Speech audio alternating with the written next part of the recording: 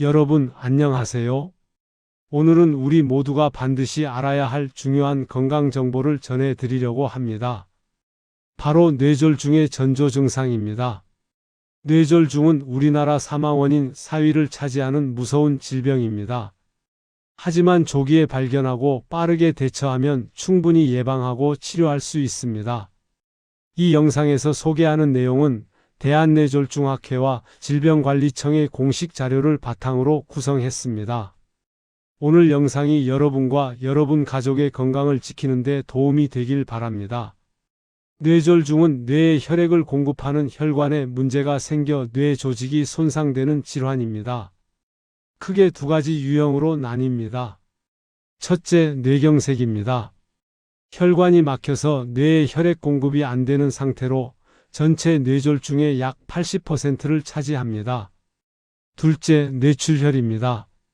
혈관이 터져서 뇌 조직이 손상되는 상태로 약 20%를 차지하지만 더 치명적일 수 있습니다.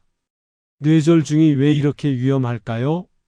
의학계에서는 time is brain이라는 말을 자주 사용합니다. 시간이 곧 뇌라는 뜻입니다. 뇌졸중이 발생하면 1분마다 약 190만 개의 뇌세포가 죽어갑니다. 그래서 골든타임이 매우 중요합니다. 증상 발생 후 3시간에서 4시간 30분 이내에 치료를 받으면 후유증을 크게 줄일 수 있습니다. 하지만 이 시간을 놓치면 영구적인 장애가 남거나 생명을 잃을 수도 있습니다. 문제는 많은 분들이 초기 증상을 대수롭지 않게 여긴다는 것입니다. 조금 쉬면 괜찮아지겠지? 병원 가기엔 애매한데? 이런 생각으로 시간을 보내다가 골든타임을 놓치는 경우가 너무 많습니다. 그렇기 때문에 전조 증상을 정확히 아는 것이 정말 중요합니다. 본격적으로 전조 증상을 설명하기 전에 전 세계적으로 가장 널리 사용되는 간단한 자가진단법을 먼저 소개하겠습니다.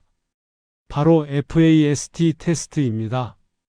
FAST 네 글자만 기억하시면 됩니다. F는 페이스 얼굴입니다. 거울을 보고 활짝 웃어보세요. 또는 가족에게 웃는 모습을 보여달라고 하세요. 만약 한쪽 얼굴이 처지거나 비대칭이라면 이것은 뇌졸중의 신호일 수 있습니다. 특히 입꼬리가 한쪽만 올라가지 않거나 한쪽 눈이 제대로 감기지 않는다면 주의해야 합니다. 어는 암즈 팔입니다. 두 팔을 앞으로 쭉 뻗어서 손바닥이 위를 향하게 해보세요. 눈을 감고 10초 정도 유지해보세요. 만약 한쪽 팔이 저절로 떨어지거나 힘이 없다면 이것도 뇌졸중의 신호입니다. 양쪽 팔을 같은 높이로 유지할 수 없다면 반드시 병원에 가야 합니다. S는 스피치 언어입니다. 간단한 문장을 따라 말해보세요. 예를 들어 오늘 날씨가 참 좋네요 라고 말해보세요. 발음이 어눌하거나 말이 잘 안 나오거나 엉뚱한 단어가 나온다면 뇌졸중을 의심해야 합니다. 또한 상대방의 말을 이해하지 못하거나 간단한 질문에 대답하지 못하는 것도 언어 장애의 신호입니다. 마지막으로 T는 타임, 시간입니다. 위의 FAS 중에서 단 하나라도 해당된다면 즉시 119에 전화하세요. 조금 있다가 내일 병원 가볼까 이런 생각은 절대 금물입니다. 골든타임은 기다려주지 않습니다. FAST 테스트는 전 세계 의료계에서 인정하는 가장 간단하고 효과적인 뇌졸중 조기 발견 방법입니다. 지금 당장 가족들과 함께 연습해 보세요. 이제부터 본격적으로 뇌졸중의 전조 증상을 하나하나 자세히 살펴보겠습니다. FAST 테스트에서 다룬 증상 외에도 여러 가지 신호들이 있습니다. 전조 증상 1. 갑작스러운 극심한 두통. 평소에 경험해보지 못한 극심한 두통이 갑자기 찾아옵니다. 인생 최악의 두통이라고 표현될 정도로 강렬합니다.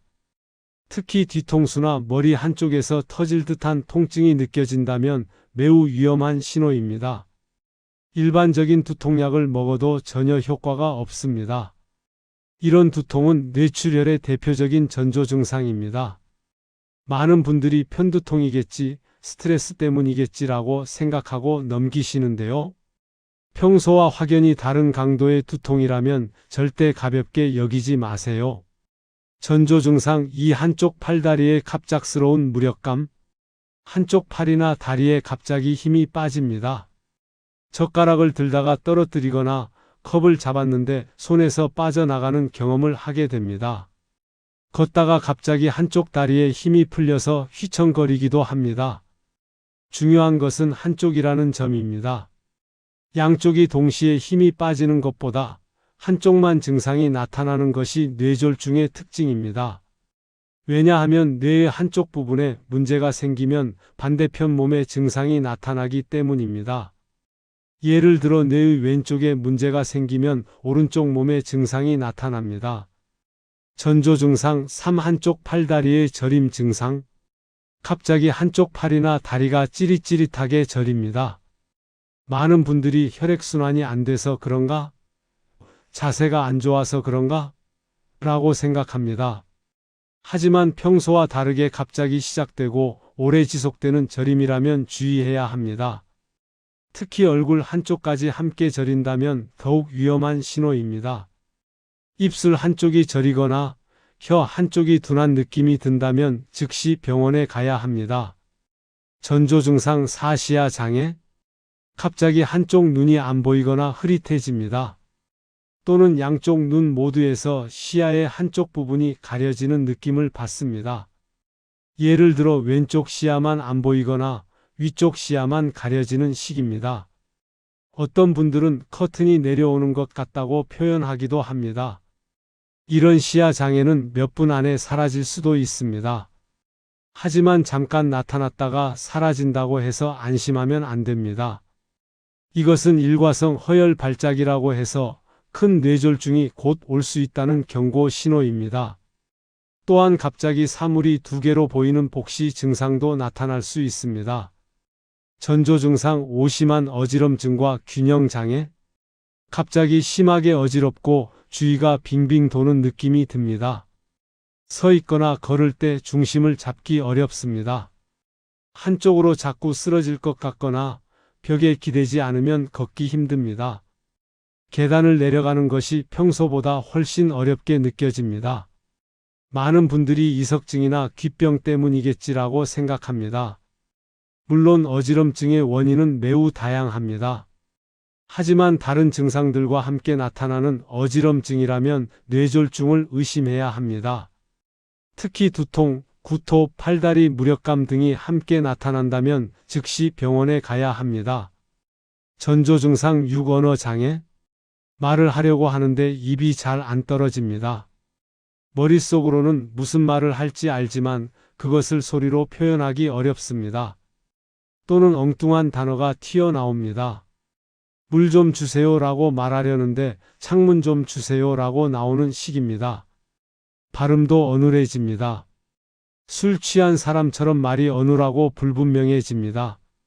반대로 다른 사람의 말을 이해하지 못하는 경우도 있습니다. 간단한 질문에도 적절히 대답하지 못하거나 멍하니 쳐다보기만 합니다.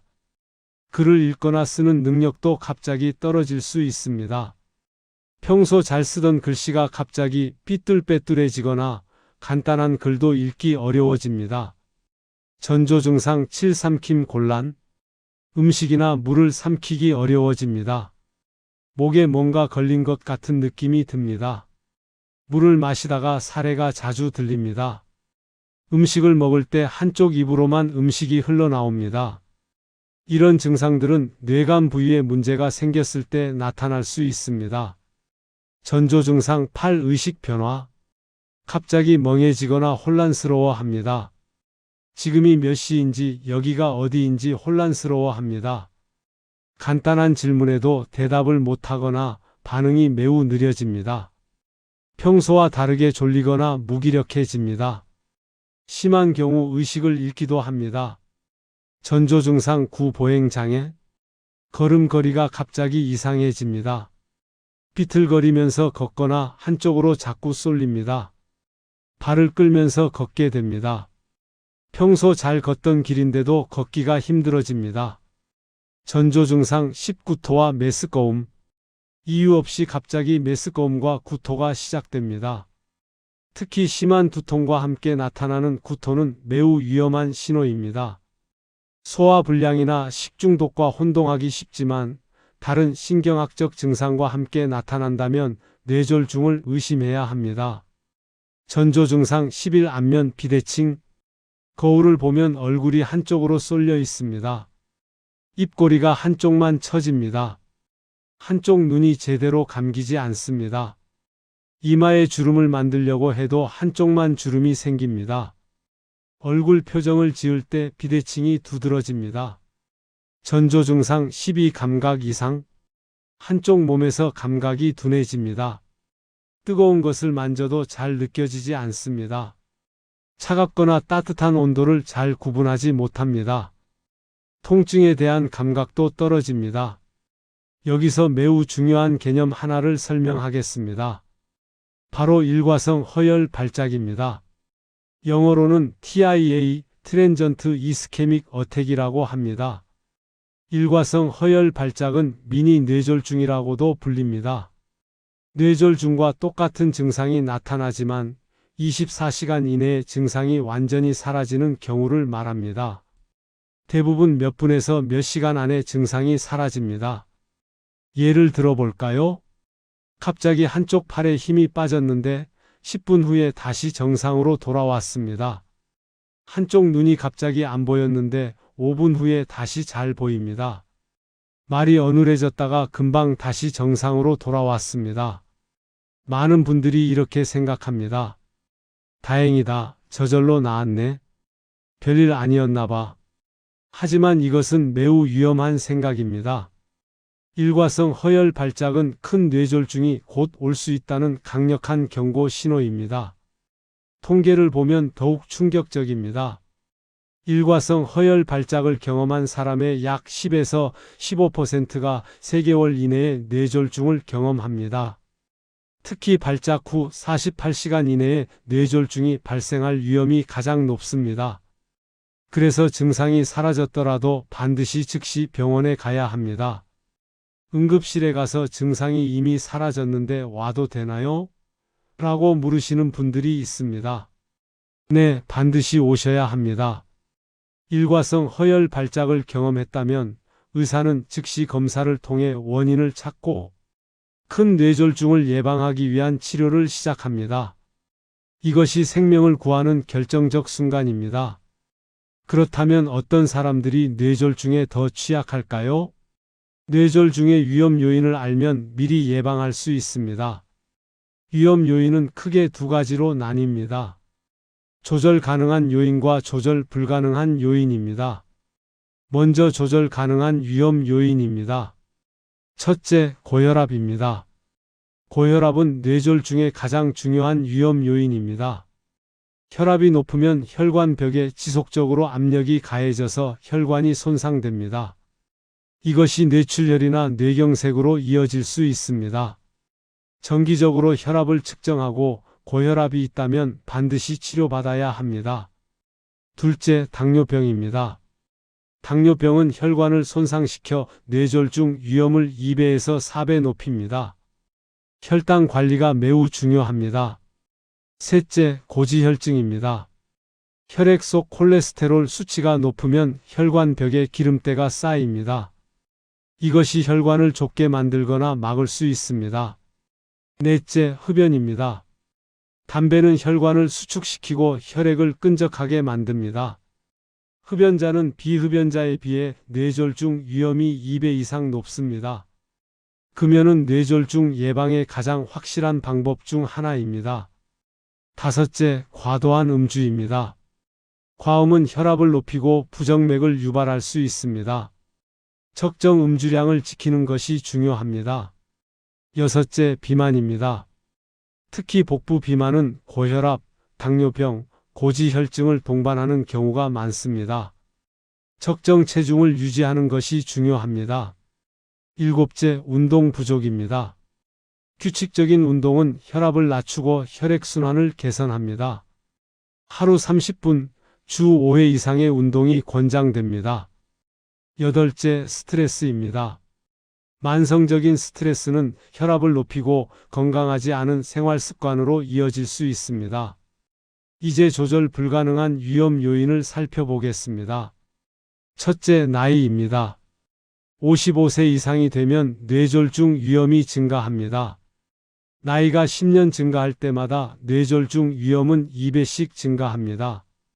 둘째, 가족력입니다. 부모나 형제 자매 중에 뇌졸중 환자가 있다면 위험이 높아집니다. 셋째, 성별입니다.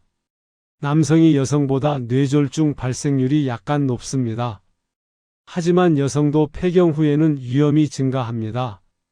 넷째, 과거 뇌졸중 병력입니다. 이미 뇌졸중을 경험한 적이 있다면 재발 위험이 높습니다. 조절 불가능한 요인이 있다고 해서 좌절할 필요는 없습니다.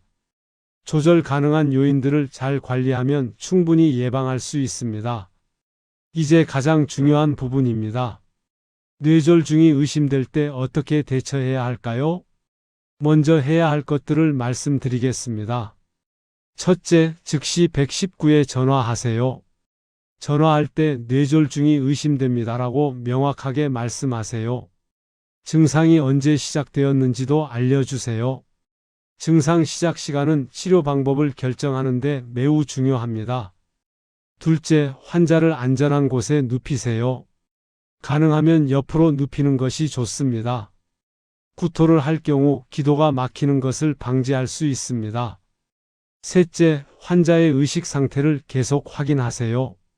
이름을 부르고 지속적으로 말을 걸어주세요. 호흡을 하고 있는지 확인하세요. 넷째, 증상 시작 시간을 정확히 기록하세요. 또는 마지막으로 정상이었던 시간을 기록하세요. 이 정보는 의사가 치료 방법을 결정할 때 결정적인 역할을 합니다. 다섯째, 환자가 복용 중인 약 목록을 준비하세요. 특히 항응고제나 항열소 판제를 복용 중이라면 반드시 알려야 합니다. 이제 절대 하지 말아야 할 것들을 말씀드리겠습니다. 첫째, 조금 쉬면 나아지겠지 하고 기다리지 마세요. 뇌졸중은 시간과의 싸움입니다. 1분 1초가 소중합니다. 둘째, 직접 차를 몰고 병원에 가지 마세요. 119 구급차를 이용하는 것이 훨씬 빠르고 안전합니다. 구급차 안에서 이미 응급처치가 시작될 수 있습니다. 또한 구급차로 도착하면 병원에서도 더 빠르게 대응할 수 있습니다. 셋째, 약이나 음식을 먹이지 마세요. 물조차도 마시게 하지 마세요. 삼킴 기능에 문제가 있을 수 있어서 기도로 들어갈 위험이 있습니다. 넷째, 침을 놓거나 손가락을 따는 등의 민간요법을 시도하지 마세요. 이런 행위는 아무런 도움이 되지 않으며 오히려 골든타임을 놓치게 만듭니다. 다섯째, 혈압약을 임의로 먹이지 마세요. 뇌졸중 초기에는 혈압을 인위적으로 낮추면 안 되는 경우가 많습니다. 이것은 의료진의 판단이 필요한 부분입니다. 병원에 도착하면 의료진이 신속하게 검사를 진행합니다. CT나 MRI 촬영을 통해 뇌졸중의 종류와 위치를 확인합니다. 뇌경색인 경우 골든타임 내라면 혈전 용해제를 투여하거나 혈관 내 시술을 할 수 있습니다. 뇌출혈인 경우에는 출혈을 멈추고 뇌압을 낮추는 치료를 합니다. 가족이나 주변 사람이 쓰러졌을 때 당황하지 말고 침착하게 대처하는 것이 중요합니다. 여러분의 빠른 판단과 행동이 사랑하는 사람의 생명을 구할 수 있습니다. 지금까지 뇌졸중의 전조 증상과 응급 대처법에 대해 알아보았습니다. 하지만 가장 좋은 것은 뇌졸중이 발생하지 않도록 예방하는 것입니다. 생활 습관을 개선하면 뇌졸중 위험을 크게 줄일 수 있습니다. 혈압 관리. 뇌졸중 예방에서 가장 중요한 것은 혈압 관리입니다. 정기적으로 혈압을 측정하세요. 가정용 혈압계를 구입해서 집에서도 혈압을 체크하는 것이 좋습니다. 목표 혈압은 12,080 mmHg 이하입니다. 고혈압 진단을 받았다면 의사의 처방에 따라 꾸준히 약을 복용해야 합니다. 약을 먹으면 혈압이 정상으로 돌아왔다고 해서 임의로 약을 끊으면 안 됩니다. 고혈압은 평생 관리해야 하는 질환입니다. 음식은 우리 혈관 건강에 직접적인 영향을 미칩니다. 먼저 좋은 음식들을 소개하겠습니다. 채소와 과일을 많이 드세요. 하루에 5가지 이상의 채소와 과일을 섭취하는 것이 좋습니다. 특히 녹색 잎채소, 토마토, 베리류가 좋습니다. 통곡물을 선택하세요. 현미, 귀리, 통밀빵 등이 좋습니다. 등푸른 생선을 주 2회 이상 드세요. 고등어, 삼치, 연어 등에는 오메가3 지방산이 풍부합니다. 오메가3는 혈관 염증을 줄이고 혈액을 맑게 하는 데 도움이 됩니다. 견과류를 간식으로 드세요. 호두, 아몬드 등은 좋은 지방과 영양소가 풍부합니다. 하루 한 줌 정도가 적당합니다. 저지방 유제품을 선택하세요. 칼슘과 단백질을 섭취하면서 포화지방은 줄일 수 있습니다. 이제 줄여야 할 음식들입니다. 소금을 줄이세요. 하루 소금 섭취량은 5g 이하로 제한해야 합니다. 소금이 많이 들어간 가공식품, 찌개, 국물 요리를 줄이세요. 포화지방과 트랜스지방을 피하세요. 튀긴 음식, 패스트푸드, 가공육을 줄이세요. 붉은 고기보다는 생선이나 닭가슴살을 선택하세요. 단순 당류를 줄이세요. 탄산음료, 과자, 케이크 등 설탕이 많은 음식을 피하세요. 가공식품을 줄이세요. 라면, 햄, 소시지 등 가공식품에는 나트륨과 첨가물이 많습니다. 규칙적인 운동. 운동은 혈압을 낮추고 혈액순환을 개선하며 체중을 조절하는 데 도움이 됩니다. 하루 30분, 주 5회 이상의 운동이 권장됩니다. 격렬한 운동이 아니어도 괜찮습니다. 빠르게 걷기, 자전거 타기, 수영 등 본인이 즐길 수 있는 운동을 선택하세요. 운동을 처음 시작한다면 무리하지 말고 천천히 강도를 높여가세요. 만성질환이 있다면 운동 시작 전에 의사와 상담하세요. 계단 이용하기, 대중교통 이용 시 한 정거장. 먼저 내려서 걷기 등 일상생활에서 활동량을 늘리는 것도 좋습니다. 담배를 피우신다면 지금 당장 끊으세요. 금연은 뇌졸중 예방에 가장 효과적인 방법 중 하나입니다. 금연 후 2년이 지나면 뇌졸중 위험이 비흡연자 수준으로 감소합니다. 보건소에서 무료로 금연 상담과 보조제를 제공합니다. 간접 흡연도 피해야 합니다. 가족 중에 흡연자가 있다면 함께 금연하는 것이 좋습니다. 술을 드신다면 적정량을 지키세요. 남성은 하루 2잔 이하, 여성은 하루 1잔 이하가 권장됩니다. 여기서 한 잔은 소주 1잔, 맥주 1캔, 와인 1잔 정도입니다. 과음은 혈압을 높이고 부정맥을 유발할 수 있습니다. 주 2회 이상은 음주를 하지 않는 날을 만드세요. 만성적인 스트레스는 혈압을 높이고 건강하지 않은 생활 습관으로 이어질 수 있습니다. 충분한 수면을 취하세요. 수면 부족은 혈압 상승과 관련이 있습니다. 취미 활동으로 스트레스를 풀으세요. 친구나 가족과 좋은 시간을 보내는 것도 중요합니다. 40세 이상이라면 1년에 1회 이상 건강검진을 받으세요. 혈압, 혈당, 콜레스테롤 수치를 정기적으로 확인하세요. 위험 요인이 있다면 더 자주 검진을 받아야 합니다. 당뇨병이나 고혈압 진단을 받았다면 의사의 지시에 따라 꾸준히 치료받으세요. 심방세동 같은 심장질환도 뇌졸중의 위험 요인입니다. 가슴이 두근거리거나 불규칙한 맥박이 느껴진다면 검사를 받아보세요. 여러분, 긴 영상 끝까지 시청해 주셔서 감사합니다. 오늘 영상에서 가장 중요한 내용을 다시 한번 정리하겠습니다. 첫째, FAST 테스트를 기억하세요. 얼굴, 팔, 언어, 시간입니다. 이 4가지만 기억해도 뇌졸중을 조기에 발견할 수 있습니다. 둘째, 전조 증상을 절대 가볍게 여기지 마세요.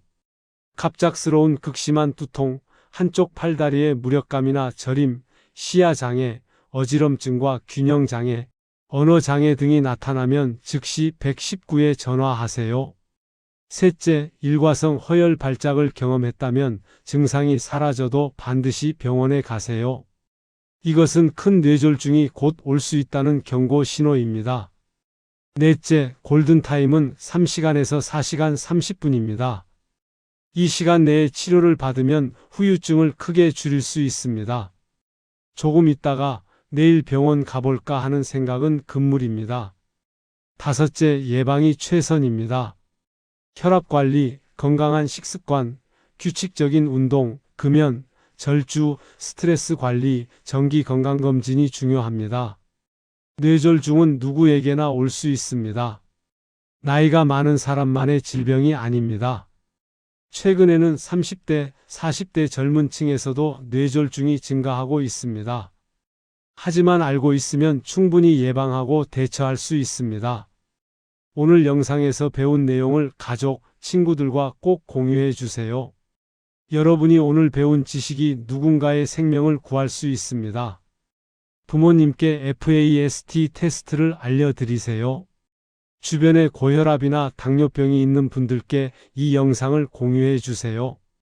특히 혼자 사시는 어르신들이 걱정된다면 정기적으로 연락하고 방문해서 건강 상태를 확인해 주세요. 뇌졸중은 갑자기 찾아오는 것 같지만 사실은 몸이 미리 신호를 보냅니다. 우리가 그 신호를 알아차리고 빠르게 반응하면 충분히 막을 수 있습니다. 오늘 영상의 내용은 대한뇌졸중학회와 질병관리청의 공식 자료를 바탕으로 구성했습니다. 건강은 무엇과도 바꿀 수 없는 소중한 자산입니다. 긴 영상 끝까지 시청해 주셔서 다시 한번 감사드립니다. 좋아요와 구독은 저에게 큰 힘이 됩니다. 여러분의 건강을 응원합니다.